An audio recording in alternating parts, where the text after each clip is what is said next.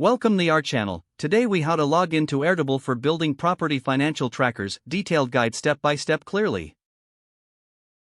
Open your preferred web browser.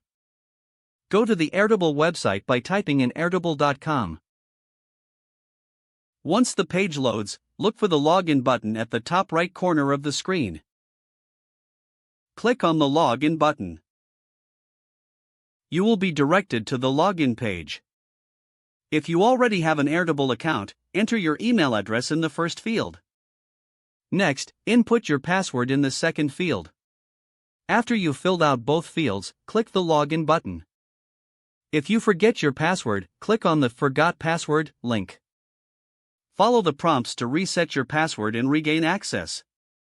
Once logged in, you'll be taken to your Airtable dashboard. If you're a new user, click on the Sign Up button instead. Enter your information to create a new account. Complete the registration process by verifying your email if prompted. After logging in, familiarize yourself with the dashboard interface. To start building your property financial tracker, click on Add a Base.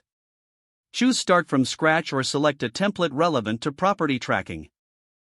Once your base is created, you can begin customizing your tracker. Add tables for different property categories, such as expenses and income. Use different fields to input specific financial data, like purchase price and rental income. Explore options for linking records and creating relationships between tables. Utilize Airtable's view options to represent your data visually. This will help you easily analyze your property financials. Once you're satisfied with your setup, consider sharing your base with team members. You can do this by clicking the Share button in the top right corner.